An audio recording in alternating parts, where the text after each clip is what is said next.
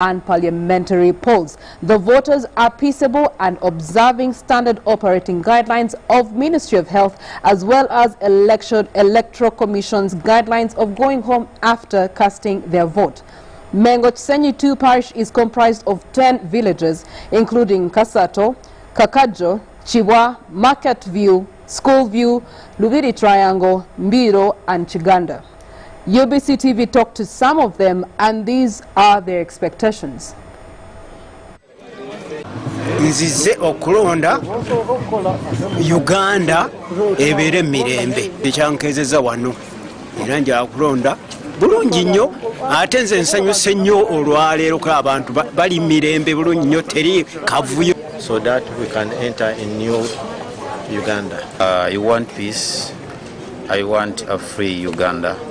Naba abalonzi baze mu time n'abalondesa baze mu time. After voting, I'll be going home, rest, and then I'll be watching everything at home. First of all, we're voting because we need to change the generation. Then, what I'm expecting is to win. That's my answer. And I decided to vote for the best of my life, my future, my kids, Ugandans, and all. So I'm voting in that we get a change, especially the presidential. After casting, I'm going home. I want to follow the EC regulations. After voting, I'm going home. I will just be listening on my radio or TV.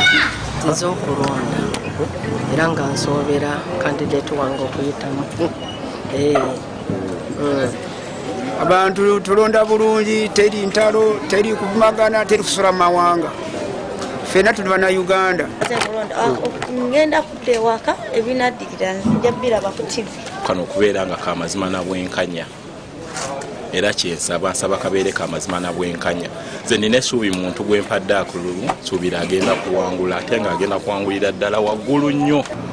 Ngenda waka bamala okulonda nkomewo tubale olwo. Ngenda kumala kulonda nzire waka nindire ekiddawo. I'm drumming because of celebration. I know my candidate is going to win. He's #1.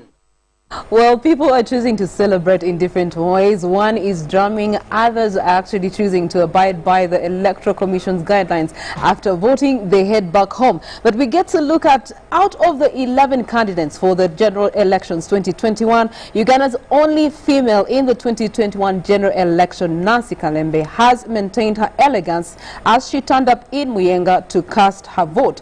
She later addressed the press and highlighted areas that may define Uganda from now onwards.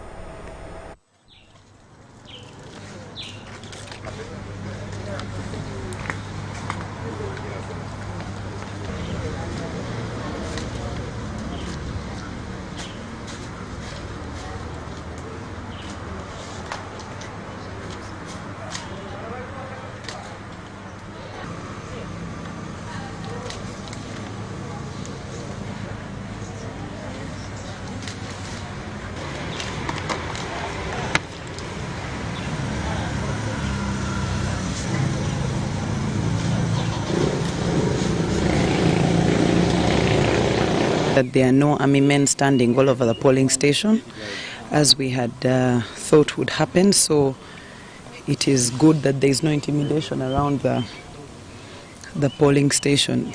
That is a good sign that our prayers have worked. Today is the last day of our 40-day fast, and I know that God answers prayers. We are going to have unity in this period as Ugandans and beyond this. I believe that we are also going to have a peaceful transition of power, because we all know that the government is going to change, but we are going to have a peaceful transition of power, and we shall have security without threats.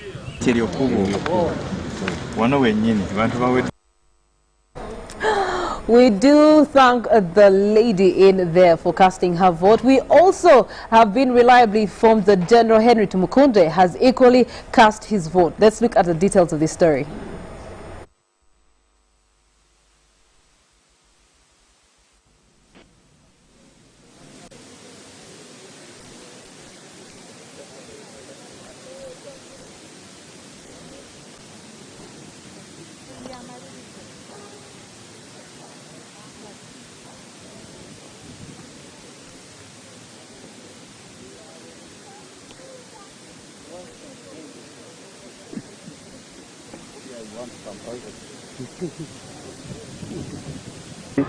What is he consider about what? If some people are taking on top of a table, what are you going to consider now? Yes, but for me, I had a clear mission. I was not recruited by anybody in politics.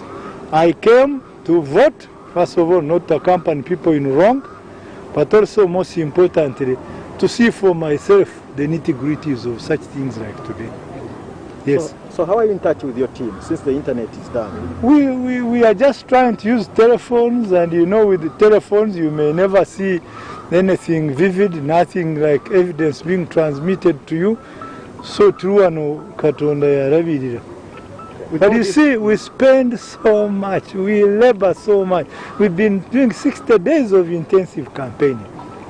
And what do you get on the morning of voting? People ticking on table. You can see the ink doesn't exist. You can see, well, at least for me, I had given every hope to democracy. But I still invite all Ugandans to vote.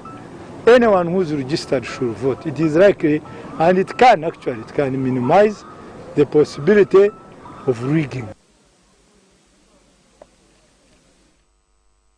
Well, the General is right in there to say that every Ugandan should cast their vote. You still have 2 hours to go to the polling station and cast your vote. Nancy Kalembe has cast her vote. General Henry Tumukunde has cast his vote. We now turn our attention to another presidential candidate, Fred Mwesigye, having cast his ballot at Banga in Entebbe. Mwesigye urged the public to remain peaceful, irrespective of what transpires.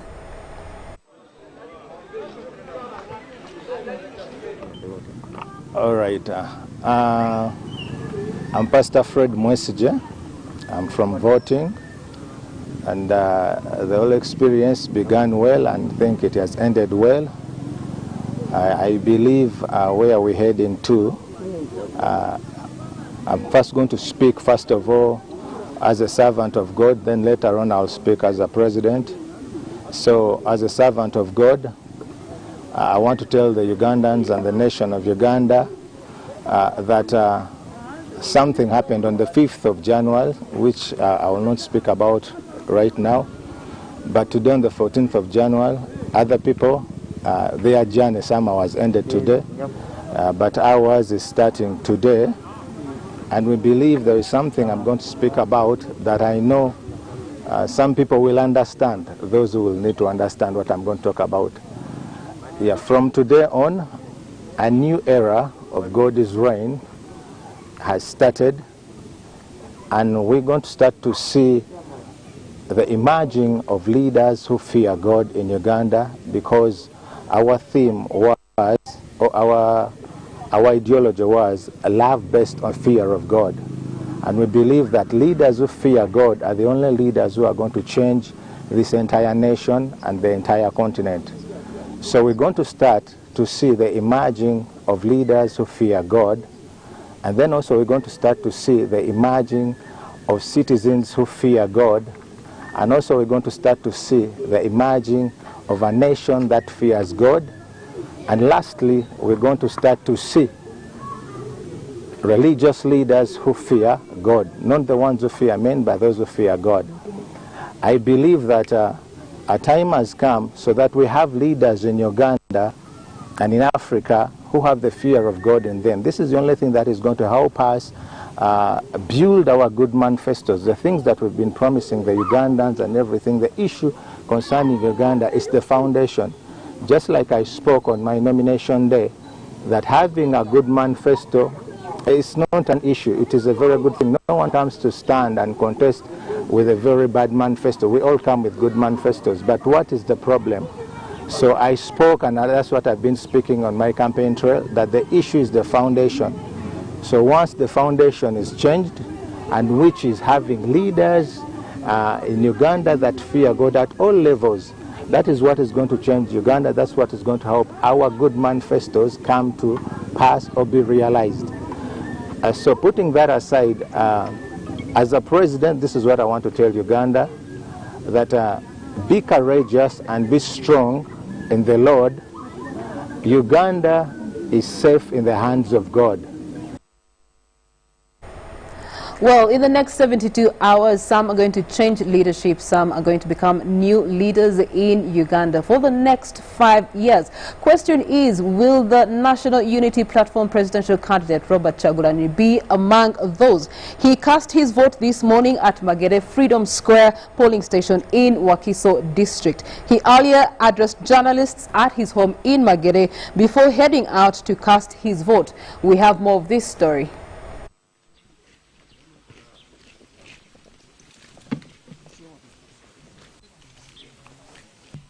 Just before my wife and I head to the polling station, Ugandans have turned out in large numbers to cast their vote. We have always encouraged them, and we continue to encourage them to be peaceful, to be non-violent, but to be vigilant. I continue to encourage all Ugandans that have not yet cast their vote to turn up. Make sure you go and cast your vote. This is a historical election that we all must take part in. Ladies and gentlemen, I thank you, and we head to the polls, my wife and I.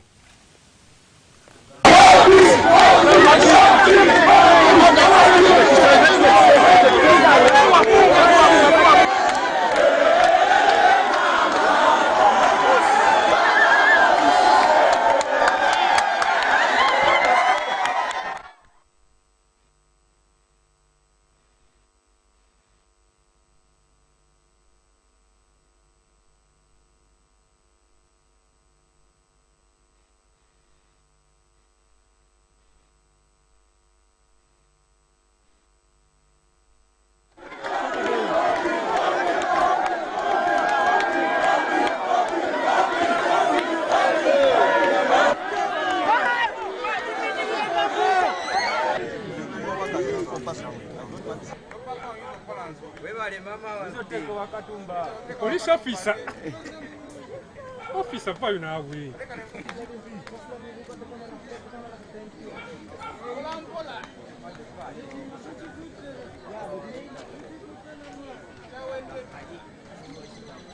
President wa kumbe.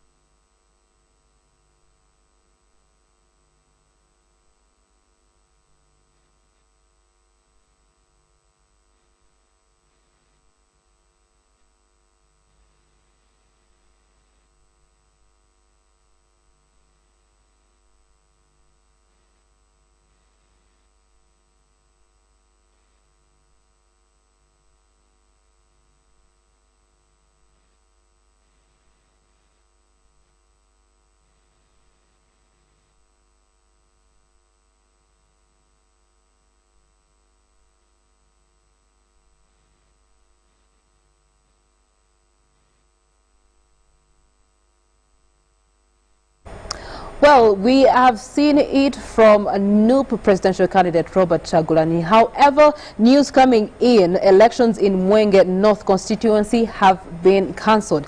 It is reported that some candidates had same symbols, so it was going to confuse voters, and more of this information is going to be following through. As well as in Kayunga district, one of the candidates, Ida Nantava, stormed the Election Commission district offices, calling for the cancellation of voting on grounds that her agents had been arrested and therefore the exercise would not be fair.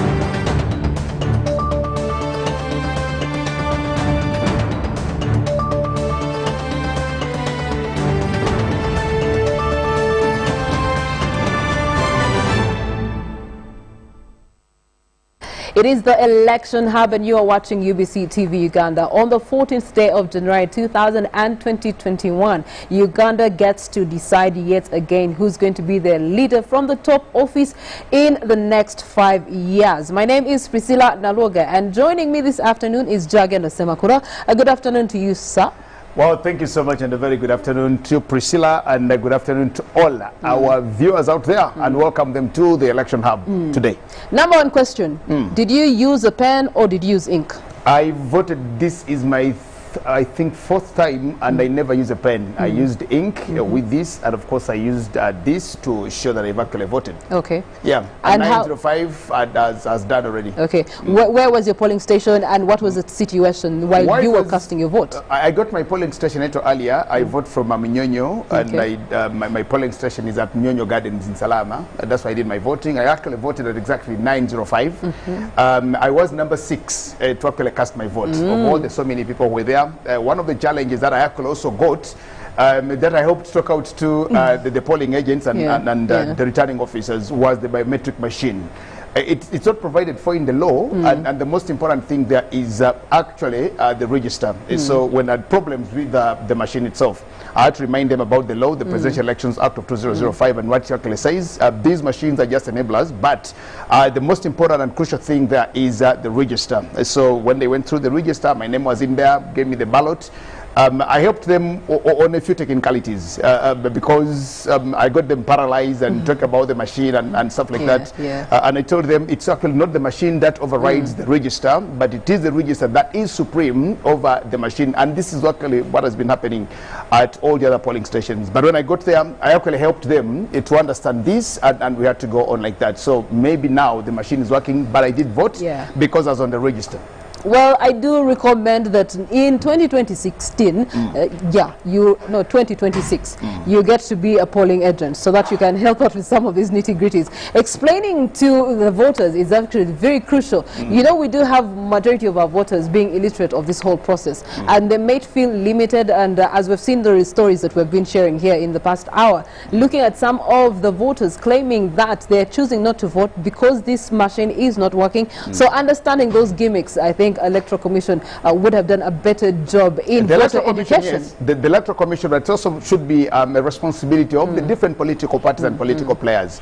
They should keep educating and telling their people, doing this civic education. It shouldn't just be the preserve of the Electoral Commission, but it's also important that parties and participants get into explaining to their people. I do not work for Electoral Commission. I am not a politician, but I just had to get I definitely understand. But Jagenda, also something else that has cropped up in just a few minutes. Mwenge North constituency voting has been cancelled. You also have the likes of Ida Nantaba choosing in Kayunga to call for cancellation of voting. This is a new development. What is your comment on this one?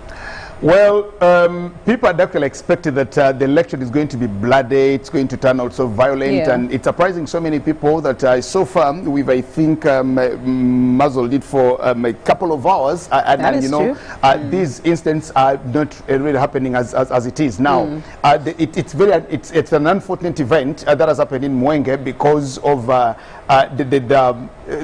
similar symbols. Now this is on the side of the Electoral Commission, and now it worked out that they didn't actually know until today, because I'm sure the returning officers had looked through, or they ought to have looked through these to actually harmonize and see how to get that done. But the ballots were actually not printed here, so if there was that mistake, it should have been known a little earlier. When it comes to Nantaba, I think we just need to get to the Electoral Commission. The returning officers of the Electoral Commission needs to tell us what really happened, because Nantaba can actually come out to say anything, and the other contenders can also come out to say anything. But I think because they're participants, they have this right to call off the election if they feel something is not working out right. But I think the best person to explain to us what could have happened in Kayunga should be the Electoral Commission or the returning officers there. It is the D-Day, the one that we've all been waiting for, Election Day, and the hashtag to use and following us on our social media platforms is hashtag UBC UG Polls 2021. You can get live updates on our Twitter handle, which is at UBC TV Uganda. And they'll ask you how they should be following you now, because there's no internet. How should they get to you? There's no what? Oh, they would love to get to you. There's no internet. Oh my God. Well, Jagenda, of course, here from the election election hub, we intend to, you know, guide people and be the watchdog for people as we continue through this whole electoral procedure. We do have some voices that are going to add their insight and input and wisdom into the journey that we are experiencing right now. Well, quite a number of people actually will be here to actually tell us their experiences. You know, every election I had the NUP candidate and Bobby Wine, Honorable Kyagulanyi Ssentamu. The man upgraded. You also upgrade. Yes, but of course, he's AKA, well. He actually said this is a unique election, but every election is actually a unique election. There is no election that looks like any other election, because when you look at the history of elections in this country, from when they began way back, you'll notice that every election is actually unique in its own way. So every election that comes by is unique in its own way, because every election actually attracts people who come to vote for the very first time. And now these are the ones who bring quite a number of things, and even the participants or players. So it is unique, like Kyagulanyi says, Honorable Kyagulanyi says, and because of that, then we also need to get and tap into the wealth of those who've been here much longer than all of us, and of course who have participated in various elections, to tell to us, to paint a picture to us, and of course to let us know what is happening or what we need to do. We will have very wealthy people in terms of information and history to get us through these things, to actually set the stage for us, as you also now wait for the tallying of the votes, which is most important. Yes. Well, I'm quite excited about the tallying of the votes. Jagenda Semakula, Naloga Priscilla, and it is a good afternoon to you, Uganda.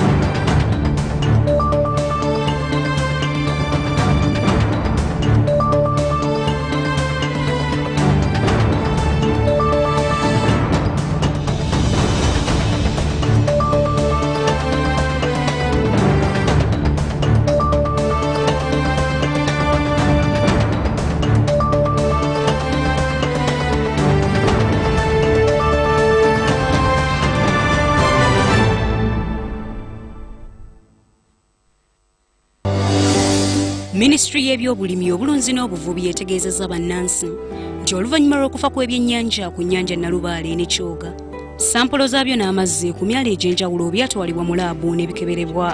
Alipoota okuva mu laabu 3 ez'enjawulo, bino mu byakeberebwa zonna ziraga nti ebyennyanja tebyafa butwa yadde amazzi okubaamu obutwa.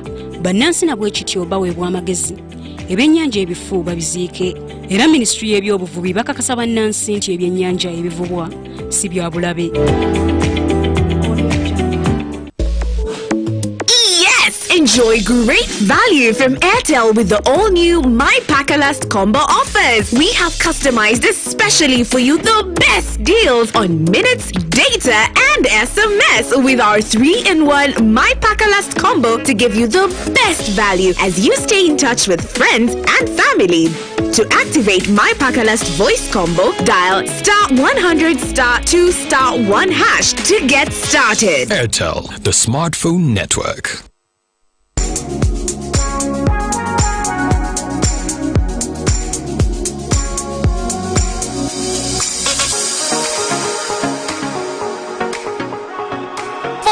Shopping needs, come to Capital Shoppers. We have a variety of items like foods, garments, cosmetics, and all sorts of drinks. Enjoy your shopping experience at affordable prices in our fully stocked branches in the following areas: in Tinder Station Road, opposite Makere Business School along Portbell Road, Duster Street opposite Nakasero Market, and Garden City on Yusuf Lule Road. To all our customers and suppliers, we thank you for your continuous support. Stay safe, wash your hands, sanitize, and wear your mask always. Double data. Airtel introduces double data. The biggest deal ever on smartphones in Uganda. Buy a smartphone, 3G or 4G, and get 100% data bonus from Airtel. Airtel is giving you 100% bonus data on all weekly and monthly bundles for every new smartphone connected to Airtel for the first 3 months. Dial *175*9# to enjoy double data. Double data, double data. Oh, bino bye biruma bayaye. Airtel, the smartphone network, regulated by Uganda Communications Commission. Ango longa bidero my tomb. Abedo nyangol kopa okato. Aweido. Damito be wande de ka kopo tie kmayera obedu kede mulem. This message is brought to you by the Netherlands Institute for Multi-Party Democracy in partnership with Inter-Party Organization for Dialogue, iPod. Now that we are preparing for elections, we would like to urge all Ugandans to exercise your right to vote and participate in the election peacefully. Remember, this country will be here even after the election. Please exercise your right to vote peacefully. I, Frank Rusa, I choose peace. This message is brought to you by the Netherlands Institute for Multi-Party Democracy in partnership with Inter-Party Organization for Dialogue, iPod.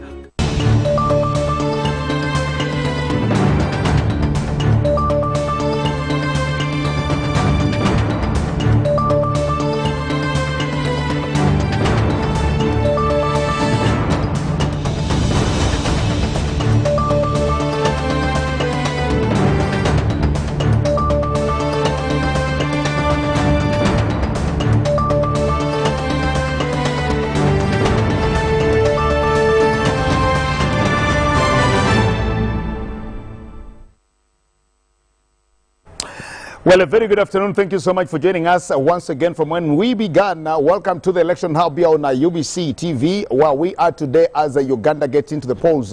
It is the 14th of January this year, 2021, the day that we all waited for. And finally, thankfully to God, the day is actually right here with us.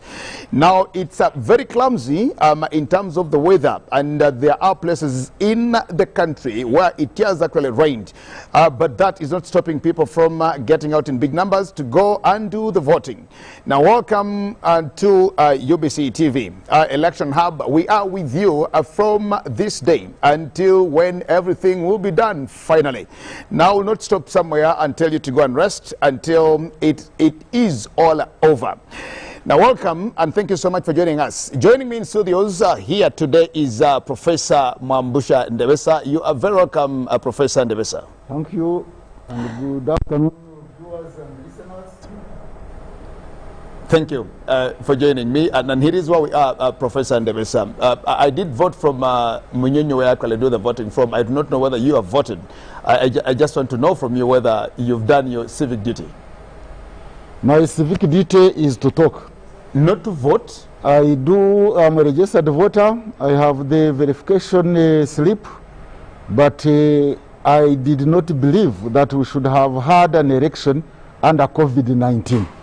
So it is my conscience tells me that under COVID-19 there should not have been elections because even the Electoral Commission promised to observe social distancing at polling stations.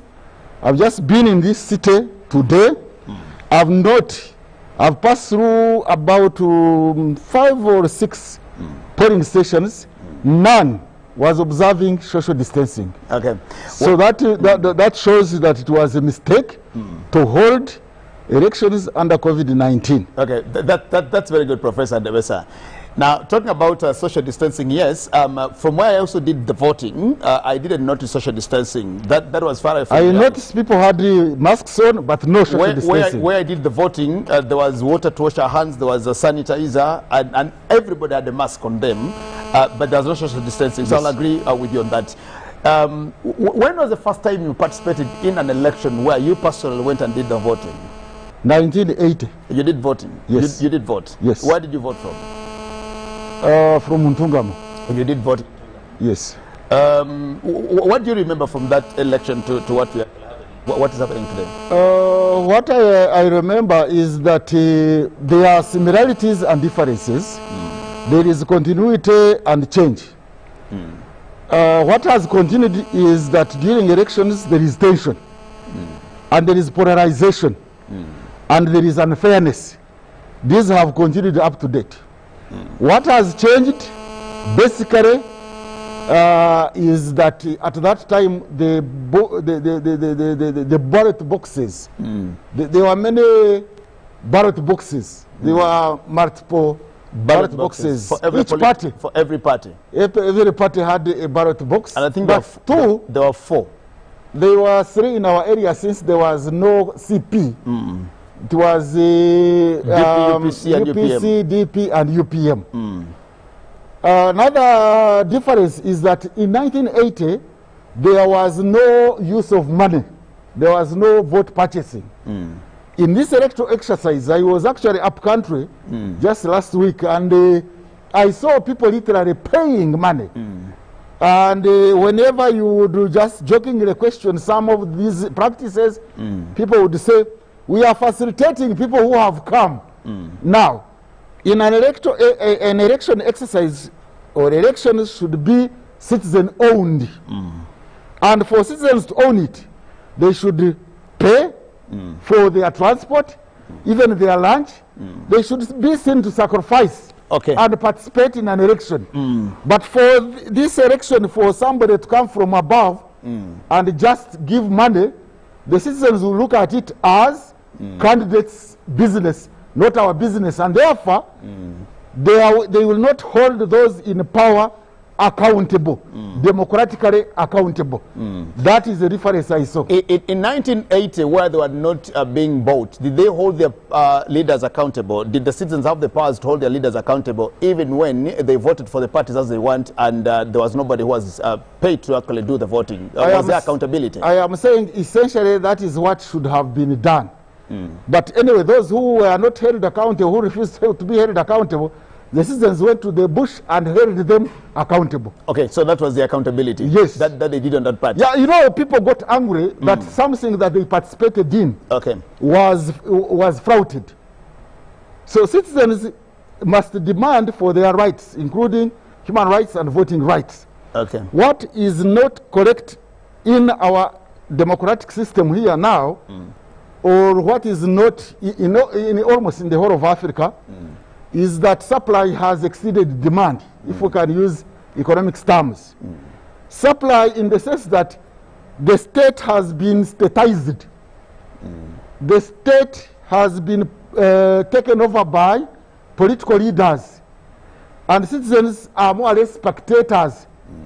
We use a common term, I normally use it in the public sphere. Citizens are participated instead of participating. Okay. So you find in this electoral exercise where citizens wait to be paid in order to attend or in order to go do kakuyege, it boils down to citizens being participated instead of citizens participating. Unless we reverse this trend of citizens being participated instead of participating, democracy will be lagging behind. We're allowed to get into this election, Professor Ndebesa, and you actually say you didn't vote because you have not believed in this particular election under COVID-19. Yes. In the month of June, specifically, I think on the 22nd of June, the President spoke to us in one of the many addresses that he gave to the nation on COVID-19. That time, we had about 714 cumulative cases of COVID in this country. We had over 600 recoveries and only about 143 active cases that we had in hospitals. When the President spoke to the nation on that day, he talked about politics and he said, I asked 3 questions to the Electoral Commission and stakeholders. Should we hold an election without a vaccine? Number 2, should we do a hybrid election where we do scientific and also go traditional?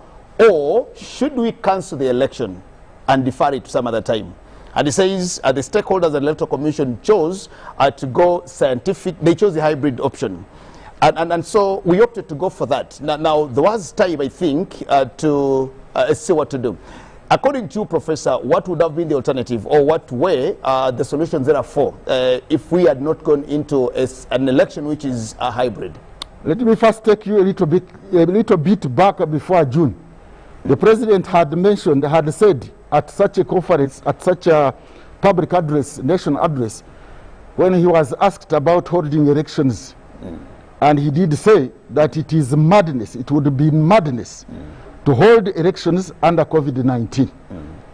So why he changed within a few weeks from madness to no madness, it is, your guess is as good as mine. But I guess that this exercise was allowed to take place to take advantage of limiting other people.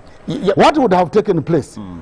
They would have postponed this election to until such a time when, because we were expecting a vaccine, people started talking about a vaccine some time back, but also maybe after we have learned very much and there is a new culture of avoiding COVID-19, or indeed even postponing it. We have postponed very many things in this country. We could have postponed an election. Otherwise, to have an election under such a polarization with no political consensus, the outcome of that election is not going to promote democracy, but much more important, I look at national unity and national integration. So for us to hold elections, just for the leaders to go into offices and use offices for whatever reasons they want to, is not good. What should have been done was postpone this election until such a time when the situation of COVID-19 had calmed down. What would be done in that scenario? Because when the Electoral Commission is speaking to you, they invoke, of course, the Article 61 in the Constitution of Uganda. That gives them the mandate, and that tells them when to organize an election, looking at when the term of the president ends. What would have been the options in there when we talk about postponing this election? Because before June, President Museveni said it would be madness to organize this election. Now, so many months after June, or after when he said to June, stakeholders said, but we can't organize an election in this manner. I also want to bring this to you, Professor Ndebesa, because I know you're a student of all these things and a professor, of course, at all these things. In 2020 alone, Africa actually organized up to about 22 or 23 elections in the heat and at the peak of COVID-19. What is so unique with Uganda that elections could happen elsewhere on the continent, and Uganda fails to organize an election at this time when even COVID actually has now been learned, and we've tried to know how to actually manage it? What is unique?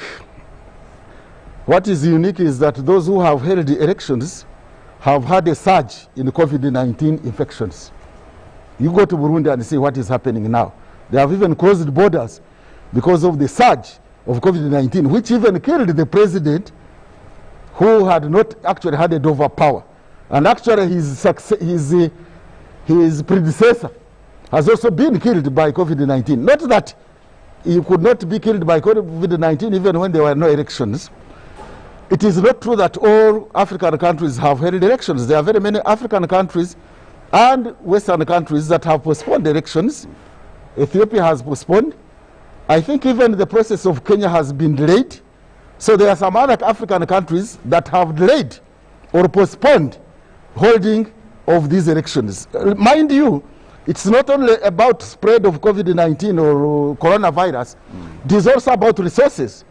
Because we could have used these resources to buy vaccine now, to purchase vaccine, at least for our frontline health workers. Here we are going into an economic recession, not because of failure of policies, but because of COVID-19.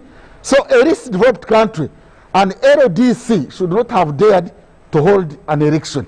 When countries which are advanced, which are not LDCs, postponed elections, why wouldn't Uganda have postponed elections? And it was possible. In Uganda, this constitution of ours now is amendable in many ways than one. But even then, if they declared a state of emergency, I have talked to lawyers, constitutional lawyers, if the president declared a state of emergency, there was a way in which this election could have been postponed for some months. But yet, it's still, Professor Devesa, we will talk about a state of emergency, and so many people have actually evoked that. Now, when you look at our constitution, it talks about a state of emergency, which is just 6 months. When would we have gone into this state of emergency? Because we got COVID into this country in March. Now, even if you had actually decided to get into a state of emergency, then it would actually only last until December. Then would we live in exactly? Every 3 months, you go to Parliament and you ask for an extension. Of the state of emergency? Of the state of emergency. Okay, because... But we could even amend the constitution. And there are other provisions, I'm not a lawyer, there are other provisions that could have been invoked to postpone this election until such a situation when COVID-19 had come down. We have amended this constitution how many times, and even touched principal pillars of the constitution. What was impossible, postponing this election. Many countries have postponed the election. Just taking me that when we did, the last time we actually amended our constitution, the amendment that we did, the last amendment that we've done, do you remember that Yados actually asked for an extension of 2 years, that the election actually going to 2023? Now we all felt it was selfishness and it was to just benefit the members of parliament who wanted this, because we didn't know that in 2020, 3 years, we would have problems. What about if we had all allowed that we do that extension for members of parliament and the term as the discussion was? Because I am very sure that you also didn't like it, just like I didn't like it. At that time, it was not for public interest. It was self-interest. This time, there was a need. There was a reason. There was a justification in favor of public interest, that is public health. There was a necessity for postponing this election so that we hold elections after the situation of COVID-19 had come down. But to hold elections under the specter of COVID-19 was dangerous, not only for health purposes, but even flouting all manner of democracy tenets and democracy elements. And that's why you find there is too much tension. So far, by the way, 90 people, I'm told about 90 people have died in these elections because of these various tensions, because among other reasons, I'm not saying only one reason, but because of flouting the normal procedures of holding campaigns. So having people to die of bullets and COVID-19, which would have been averted if we postpone this election, which I think would have got support of the majority of the people. Professor, you'll agree with me that elections arouse people's emotions, not just in Uganda, but everywhere. You can just see what is actually happening in the United States. This has not been in their history before. But you just see what this all happens. The last election that Donald Trump had with Rodham Clinton, she wrote a book about herself about the election, and she said everything is actually wrong. Her book says, she actually says in her book, which she titles Everything Went Wrong. Now, when you read Clinton's book, it just tells you that the entire system was not in her favor. Everything went wrong. She doesn't really feel there was anything good for her. Now, this is what emotions, these are kind of the emotions that come with elections. When do you think there would be an election where we wouldn't have tension, where we wouldn't have anything, where we would just feel it's an election, let's go into it as though we're going to church to listen to someone from a pastor? No, there is no such a time when there would be no those tensions, but there would be such a time when those tensions and polarization would be reduced to a minimum. Now, the case of USA, Clinton is justifying herself. All politicians do that. Exactly. Yeah, but I'm saying the situation in USA at that time was not as negative, and the tensions and polarization were low, and the possibility of rigging were low. Now, you are talking about the current situation in the USA. Definitely the current situation in the USA I'd actually avoided that one. Is a unique one, because President Trump, I one time mentioned it to some of those people from the USA, that actually if you remove the color of President Trump from him, he would be typical an African president, the way he behaves. So his behavior has created that tension, but they have systems that are going to work, that are working, and he's going to be removed from that office, whether he likes it or not. So we needed a cooling period We are not saying we would have a perfect democratic process in Uganda because of the structural constraints, because of financial constraints, because of the population structure and the population understanding. But we need to be moving a step forward, not step backwards, like we are having. We are having now, we had violence in the past. I'm not saying it was not there, but it seems to be increasing. We didn't have buying of votes. Now there is buying of votes. We had identity politics, supporting a candidate based on a religion and ethnicity. It has been coming down, but because of having this election under this controversy, those identity politics have now surfaced, and that's very unfortunate. When we were actually moving on a progress path towards reducing those identity politics. Are you saying, Professor, that if you hadn't held this election now, those who think ethnicity, those who think religion and tribe wouldn't do that if we had this election matched sometime later, possibly next year or thereabouts? Mr. Moderator, don't talk in absolute terms. None, not me. I'm not talking about in absolute terms. I'm talking about reduction, for example. I'm not talking elimination. So there would be those things, but they would be reducing gradually as we build a nation state. Because Uganda is a geographic expression, as some people would want to say, it's not yet a nation state. We still lack those ingredients of a nation. Those threads, the software threads that tie people together.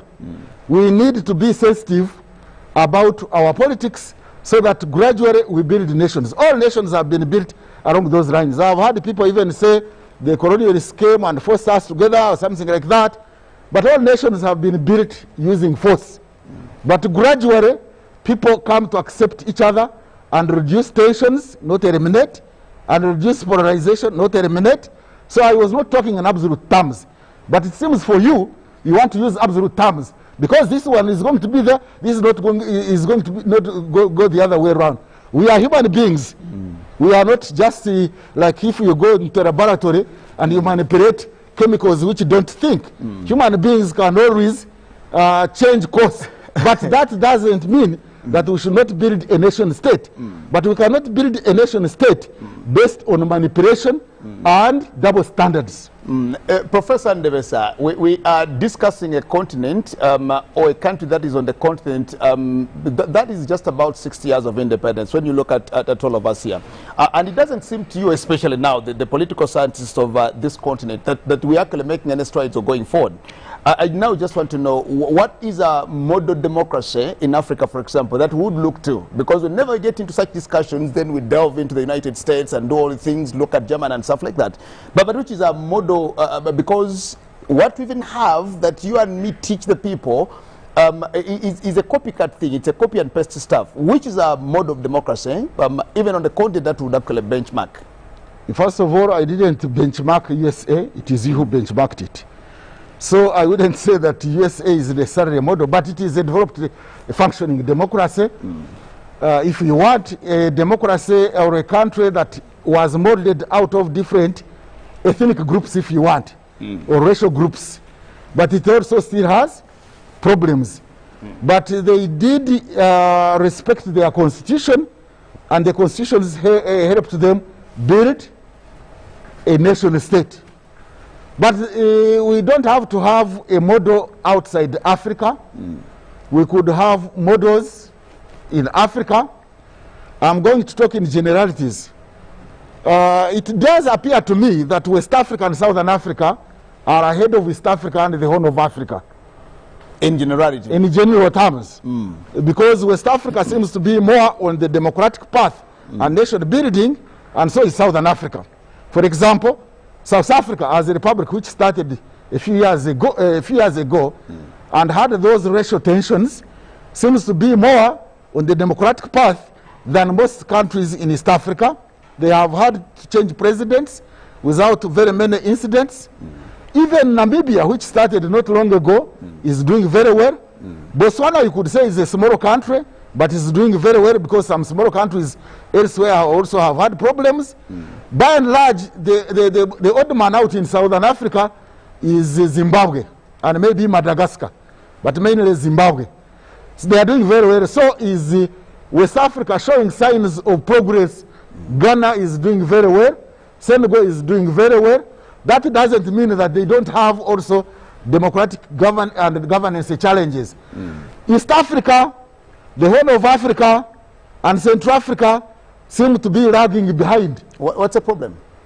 The problem, there are many problems. I don't want to talk in absolute terms, but the problem of Africa generally in some of those countries which have had those big problems is staging constitutional coups. You know, since the 1960s and 70s, those 2 decades, the problem of general governance in Africa and state building was military coup d'etats after military coup d'etats. Since the wave of the so-called democratization and multi-party system, multi-party doesn't necessarily mean democracy, since the 1990s, the destabilizing force in Africa has, among others, I'm not saying only the only one, has been constitutional coups of removing term limits. There are very many countries that have attempted that, and it has caused political instability in those countries. And I think the first countries in Africa or in West Africa to start this in the early 2000s, before Uganda actually came on much later in 2005. Those actually started with amending the constitutions to get rid of term limits, started in West Africa, where there is actually some sanity according to you. Can you name any of those countries? Senegal is one of those that you just talked about. Did they manage to remove it? They did it, I think, in 2000. Did they manage to remove it? In 2000. They didn't. And much later. They didn't. Burkina Faso and several others. Senegal did not manage. Burkina Faso did it. It did it, and that is why it is unstable. I did not say that the whole of West Africa is stabilized, but that is why Burkina Faso is destabilized. And Ivory Coast tried it. The man is at The Hague. And this current one has been trying it. I don't know how it has ended. No, they just had an election, which I thought. Yes, but they got destabilized. I'm saying in the whole of Africa, constitutional coup d'etats around term limits has caused more political polarization in Africa. When I said that West Africa and Southern Africa seem to be doing very well, and I'm using the word seem, I'm not saying there cannot be reversals there, and I'm not suggesting anywhere that term limits and age limits are the only challenges in Africa. There are very many challenges in Africa, some ideational, others are structural, because we are young countries. But I'm saying we should be on the democratic path and national integration, emphasizing institutions more than individuals. Let's build our nations around institutions. Let's have institutional rule, prioritize institutional rule, not individual human rule. This business of having great men, there are no women, by the way. Is there a woman president in Africa? I don't think there is. We had one. We had one, but she's out now. They are all men. She's at the pan of the wise. So this big man syndrome is partly responsible for the challenges in Africa. But there are other challenges like militarism. It is also a challenge. Of course, ethnicity is a very big challenge. These being young countries. Poverty is also responsible. It's a structural problem. Our history is a structural problem. But our ideational problems are that those who are in power use political patronage to cling to power, and the sooner we change it from that and prioritize the institutions and the rule of law, so that we do not just use individuals per se and look at individuals only, but look at the institutions, because individuals, yes, can make a difference, but most importantly, institutions make a difference towards democratization and national integration. Well, I want to thank you so much, but just before you go, my final shot to you, Professor Ndebesa, is there hope for this continent of Africa? I very much want to think beyond Uganda, but look at the entire continent. Is there hope for us, or we've stagnated for these so many decades? Well, it is not all lost, but the citizens must sit back, as I started, and demand that their leaders become actually leaders, not rulers, and demand that institutions and laws govern the behavior, because all human beings have a tendency of being selfish. So they can only be constrained when they all believe in the rules that they set themselves to constrain their otherwise selfish behavior. But here, when the rules are changed, the goalposts are changed, whenever the goal is about to be scored, you find some people cheering. And that is wrong. So the citizens, the solution of African problems lies with the citizens to demand that their rulers, their leaders who are now, they are rulers now, but they become leaders. They don't vote for rulers. They can only vote for. You know, the vote in Africa is not the one which determines how we are going to be governed or who is going to govern us. It is not necessarily this. A ruler can't subject themselves to. It is not these people you see who have gone to vote, and those who will go, the Russian man said, is it a Russian statesman said it is those who count the votes. But for me, I would even add, it is those who police the electoral process. Those who police the electoral process determine the outcome of the elections. I want to thank you so much, Professor Ndebesa. We want to carry on with the feed to see what is actually happening elsewhere. I thank you so much, Professor Ndebesa. And I will actually just need to engage you some other time to get into this discussion. I'm so passionate about Africa. And when somebody talks about Africa, you get to my You are welcome. And the whole of Africa has similarity in challenges, but some countries are marching forward. Others are marching forward 2 steps like Uganda and then 1 step backward. No, I'm not saying Uganda is stagnant. I don't believe you on that, actually. You are entitled not to believe. I don't believe you on that.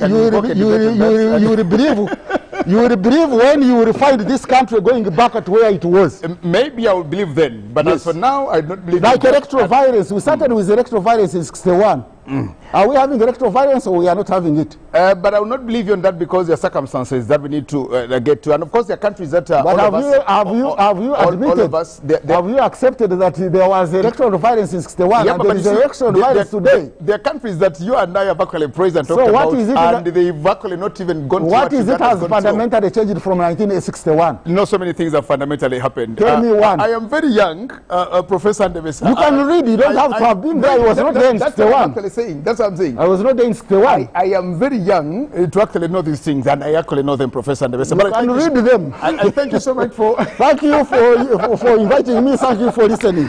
Thank you so much, Professor Ndebesa. Welcome to the election hub here at UBC TV, where we will be with you until Saturday or Sunday. We promise you that all things shall come your way. Now we'll just take a short break, and when we return, we'll now take you again across the country to see what is happening elsewhere, because we're counting hours too at the end of elections. Then of course the tallying will set in. Our teams also at the tally center, but we just want to let you know that nothing is now happening at the tally center until they start now ferrying and taking in results, which can be done now until much time later when voting or polling at the stations stops. That's when we'll expect business from that side. We'll take a short break, and when we return, we'll take you across the country.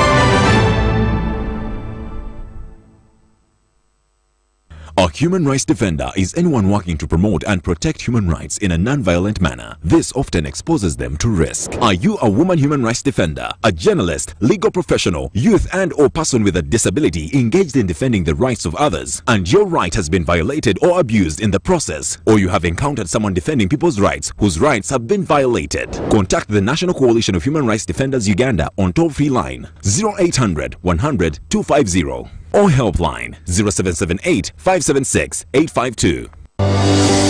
The Ministry of Agriculture, Animal Industry and Fisheries hereby informs the public that following reports of the fish deaths on Lake Victoria and Choga, samples of fish and water were picked from a number of landing sites for laboratory analysis. Final results from the 3 laboratories have ruled out poisoning as a cause of fish deaths. Rather, it is a result of environmental factors. Members of the public are advised to bury the dead fish. The ministry further reassures the public that the fish from the regular catches are safe for consumption.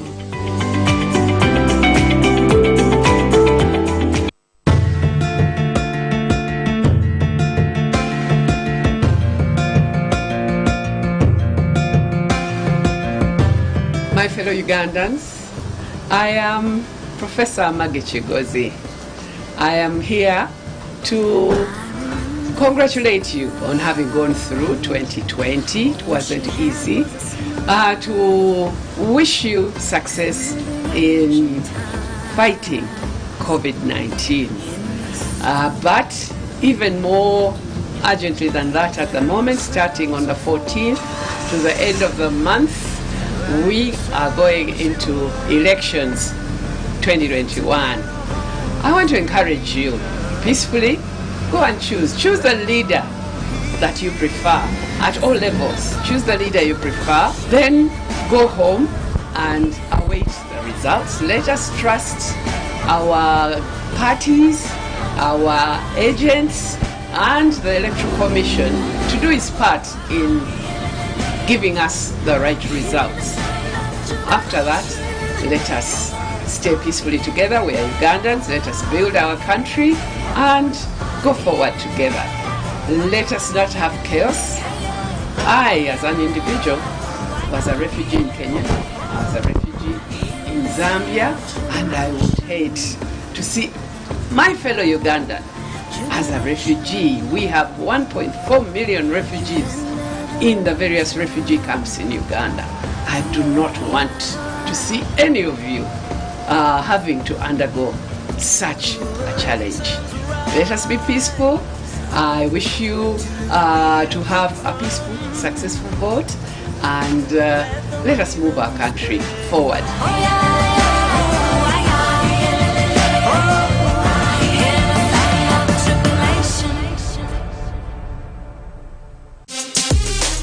Connect to the world for free on Ayoba.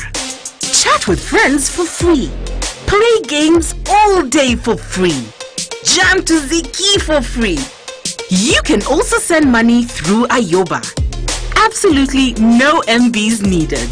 To download the app, visit www.mtn.co.ug/mymtn and select Ayoba. Everywhere you go, MTN. Grandma, tell us a story. I have just the right story for you. The tale of a nation. When I was a young woman, your mother's age, I encountered the most liberating moment, witnessing the birth of a nation.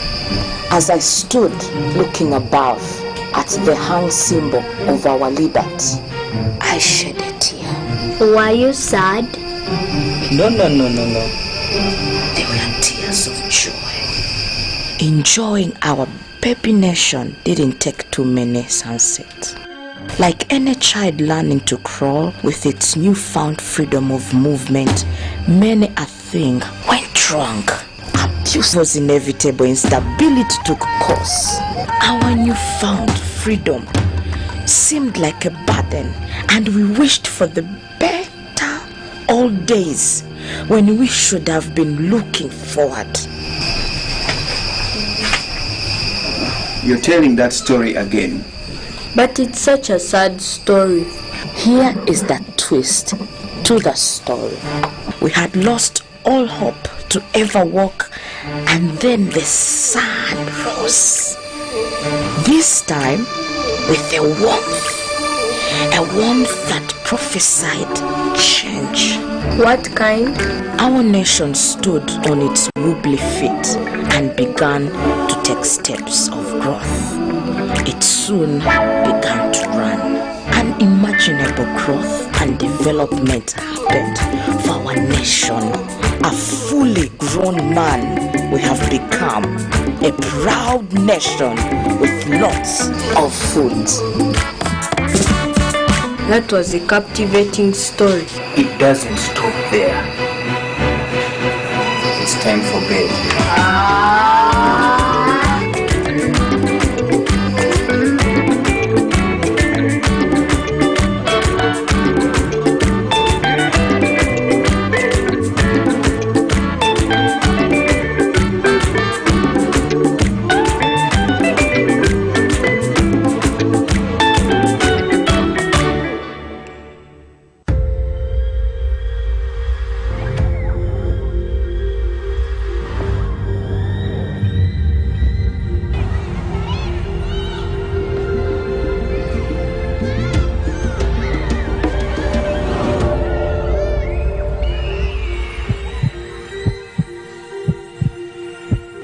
It's better to foster respect instead of fear and pain.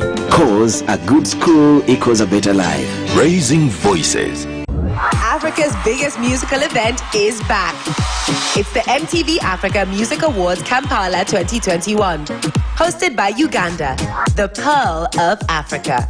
Dive in and experience the beauty of a country that sizzles with culture, adventure, and a breathtaking variety of natural beauty and wildlife. When night falls, Kampala gets lit.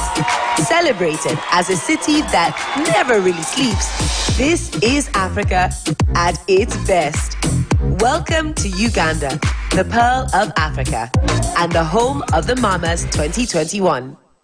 Enjoy Bella Hibiscus juice and wine from the original producers K. Roma Uganda Limited. You can get hibiscus juice and Bella wines in all shops and supermarkets all over the country, or find us at Mall Petrol Station Wandegear. For orders, call us on 0772 506155. Buy Uganda, build Uganda. At Bella, enjoy our products, stay safe, wash your hands, wear your masks, keep distance, avoid crowds.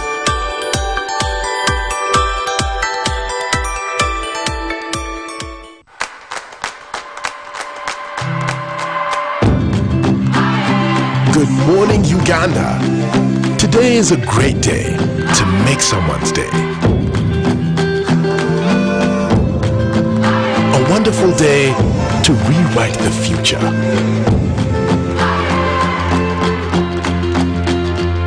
Today is a beautiful day to light up their world.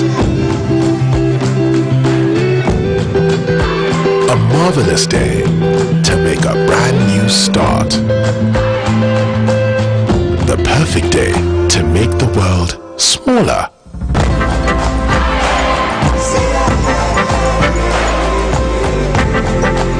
Uganda, today isn't just another day. Today is your day. Airtel Money, with you always. Airtel Money, quick, secure, borderless. Yes, yes, yes!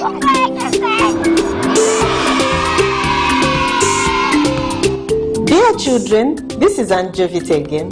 I know all of you are just there wondering what is there for us tomorrow. The lockdown has affected us in different ways. But never worry, there's nothing that never comes to an end. We shall look at tomorrow when we are safe. We shall be there. We shall have fun. We shall play. We shall go back to school. We shall meet our friends. We shall have those birthday parties. We shall go swimming. We shall do all those activities that we are missing. I know that your school also misses you too. The classrooms are missing you. Your teachers are missing you. Your chairs are missing you. Your nannies are missing you. Don't forget that even the books are missing you. They want you to come and turn the pages and read and exhaust them. I love you, children.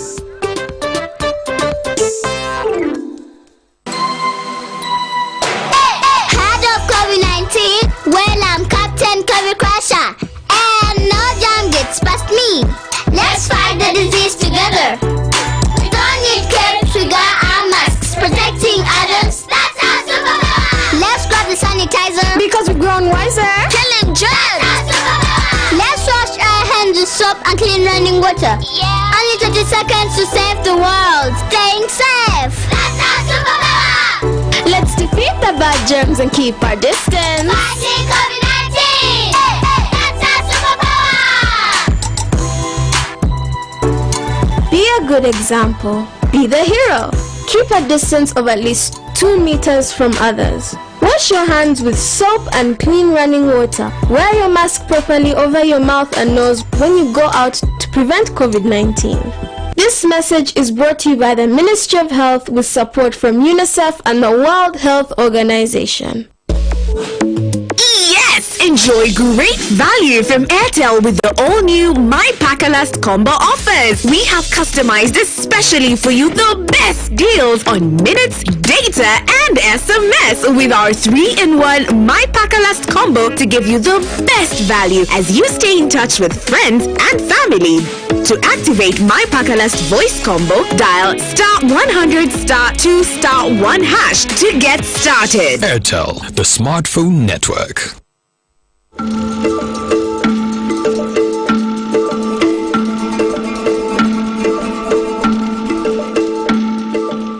This particular year, 2021, all Ugandans make this year a year of maturity, of understanding, of appreciation of each other, regardless of our tribal differences, religious differences.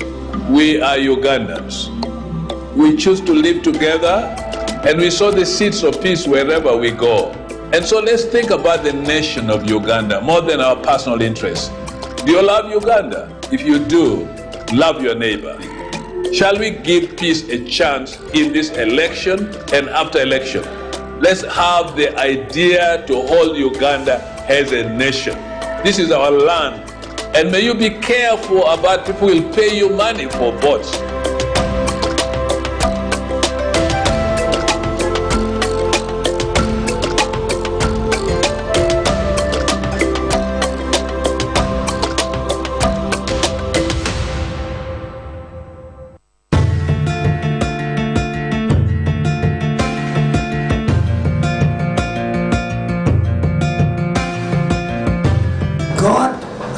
Uganda an opportunity to come to the polls, to choose our leaders, to find very important persons in our country and give them the responsibility to lead us. It's a very positive exercise. It's a very positive undertaking. When people come together to vote, and they do it in peace, and justice and fairness is exercised, then the choices are supposed to be choices made by man but approved of God. Scripture says in the book of Matthew, blessed are the peacemakers, to be called children of God.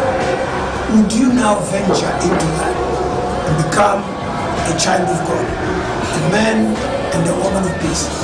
And by the way, after the 14th, 15th, and 16th of January, this month, everything should go back to normal, because the people who must occupy our offices will have been selected. You and I have one job to do. Go and elect your candidate. Make a choice.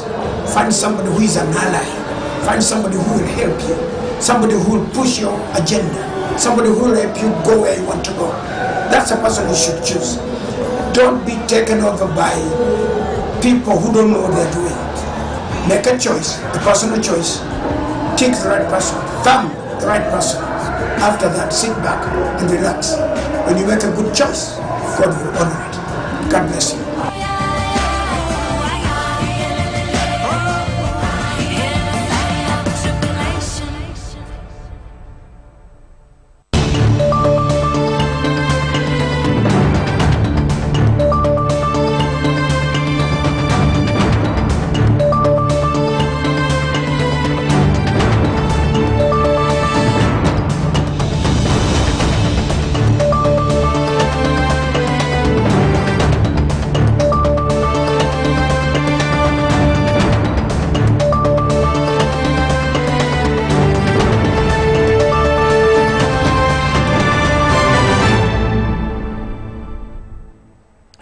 Well, thank you so much. We continue with the broadcast here at the Elections Hub, UBC TV. Thank you so much for choosing to be with us yet again. We are still carrying on and, of course, letting you know what is happening. Now, earlier on here with Priscilla Nali, we showed you and we, of course, shared with you a few of those candidates who have actually gone through the voting already and who've done it. Now, we'll take you somewhere else to see the other candidates also casting their votes, and we'll specifically go to where Philip Aguta is, where President Yoweri Kaguta Museveni of the National Resistance Movement is doing the voting. But just before Aguta comes in, gentlemen in studios here, Ndugu James Mututa, to say hello to you. Well, thank you so much, and Ndugu Akola Mazima.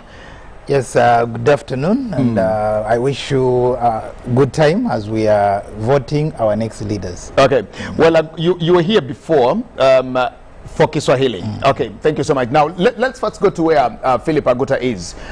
Philip Aguta, can you hear me? Yes, Philip Aguta.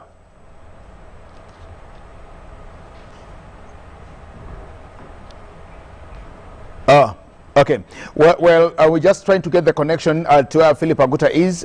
Very shortly, President Museveni is also going to cast his vote. He's doing it a little later today.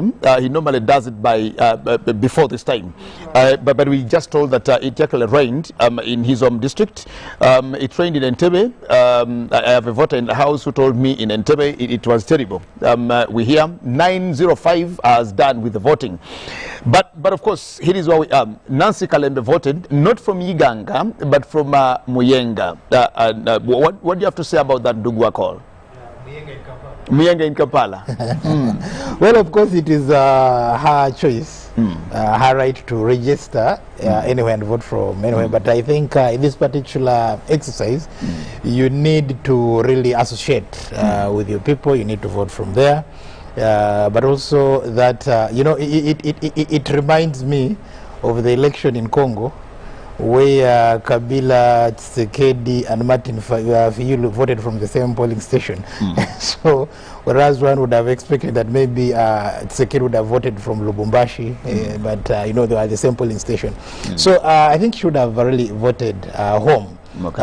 That is my own thinking. Okay. Yes. Well, hold it there because all the other candidates have actually voted from home. Pastor Mwesige Fred has also voted from his home in Nachuogo in Entebbe. Philip Aguta. Yes, Mr. Dagend, I can hear you. Well, thank you so much, Aguta.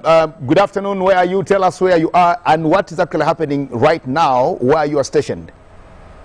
Right now, I'm at the Karo High School in Nyabisozi County. That's the Chiruhura district where President Yoweri Kaguta Museveni is set to cast his vote in the next few minutes. And here in Chiruhura and the Karo High School polling station in particular, the situation is normal. People have turned in large numbers to vote. Earlier on in the morning, there were some rains, there were some light rains, but by the time we arrived here, we found people were really in the rains continuing with the vote. No one ran for shelter, and the long queues, people were continuing to vote. But as I speak now, the rains have now stopped, and the voting is still continuing.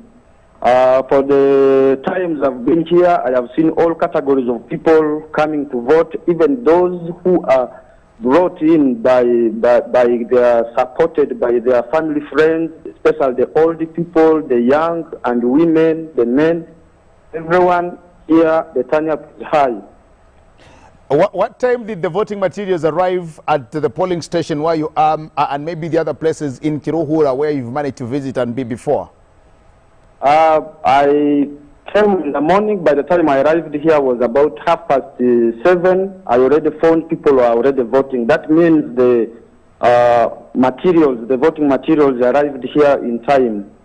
How smooth is the exercise? Because in several parts there have been complaints of the biometric machine, which has had some hiccups. How has it been there? Are they working well with the biometric machine, or they are using the register all through and through? No, of course they are using the register with the biometric machine. That is true. You know, technology, if you can remember how we suffered when we were taking our pictures for national ID. I think it is the same case. Somehow it makes people delayed, because when you put your finger, you find maybe the thumb takes long to read. They tell you to change another one like that. Yeah, it has some impact. Okay, how are people enthused in Kiruhura? Have you spoken to some people? Have you had an interaction with a few people there? What are their feelings, and why? How do they feel that they've come out to vote? This election is unique because we are doing an election in the middle of a pandemic. I've not spoken to so many. The voting here, people are no longer now talking about the pandemic. People are now focusing on voting, where the SOPs in this particular polling station where I am, Karo High School, the SOPs are being observed. There is water for everyone who arrives, has to wash their hands, and the social distance when they're in the line, and they keep on sanitizing as the electoral officials keep on issuing out the ballot papers. Yeah, the exercise is smooth, and everything seems to be in order. Okay. Do you think that by 5 o'clock, everybody who is actually there shall have voted? Looking at the queues, looking at the lines, and the people who are there, do you think that by the time of the closure, they shall have all done their exercise, and will you be on time? What do you think? Actually, we only have 1 hour to the closing moment, but the most important issue here is waiting for President Museveni, and he has already landed. Okay. I can see the chopper has landed in 5 minutes ago. That means in the next 15 minutes, he's going to be here. And I think when he casts the vote, other remaining people in the line will be done by around 4:30. I think here the voting exercise will be done. Well, finally, have they halted and you know, by law, when you're already in the line, and even if the time for closing has reached, you must vote. That's according to the law. They only stop those who are not in the queue. Yes, exactly. The same thing happens in banks. When 5 o'clock finds you in, they serve you. Those who come after they've closed are those who are not allowed to enter. But finally, have they halted the lines for President Museveni to vote because he's just landed, or the exercise is going on as he also disembarks from the chopper? No, the exercise is going on. Okay. And with my experience of 2016 general elections, he followed the line. He doesn't exercise his powers or privileges of being the president, and maybe he goes in front. The way they have been doing here with all the vulnerable people. But in 2016, he came, he lined up and followed the queue. I think it is going to be the same issue today. Okay. The only issue may be social distance. Okay. He shall stand far away. And we know. We shall be updating you as soon as he reaches here. Okay.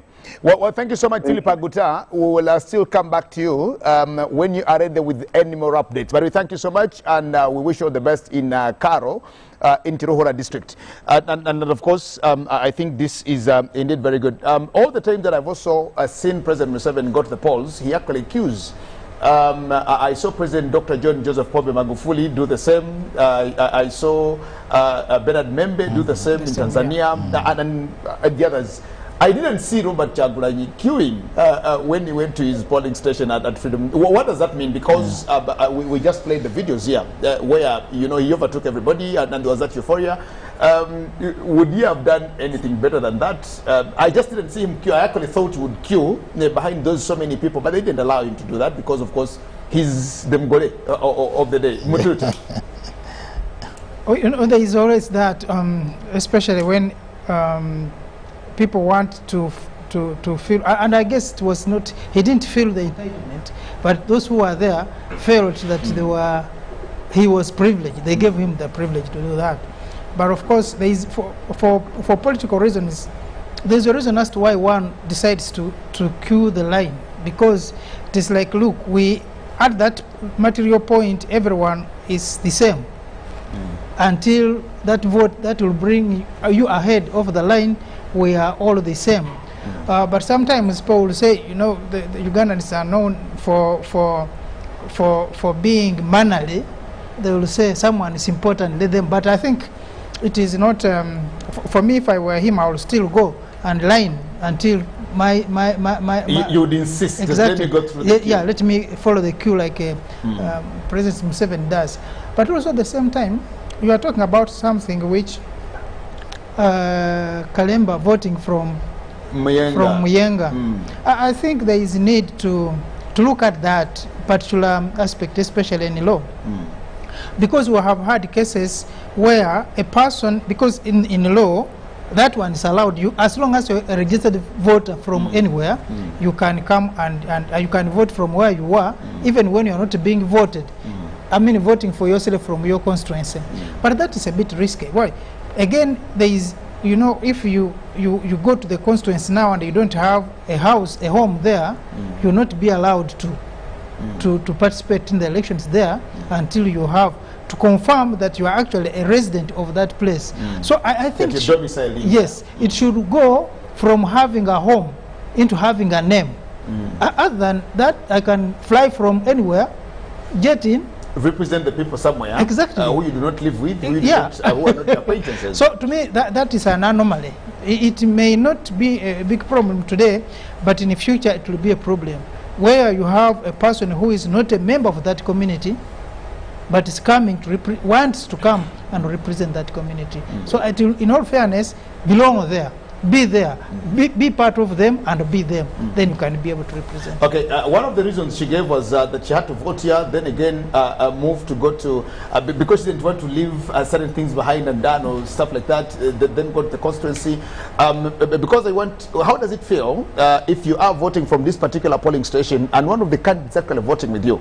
It has not happened to all of you, it has not happened to me, but what do you think is in the minds of the people when they are standing in queues and President Museveni is standing behind them, they are in queues and Robert Chagulanyi is with them, they are in queues and Tumukunde Kakurugu is with them. What do you think is in their minds, Mututa? Yeah, because they feel the warmth, they feel the closeness, they feel the belonging, that you are one of them. And that time you spend with them. Does that in a way alter the vote? Can we think so? It can, because the person you are standing next to, even sometimes when he doesn't like you, he'll say, let me give this person a vote.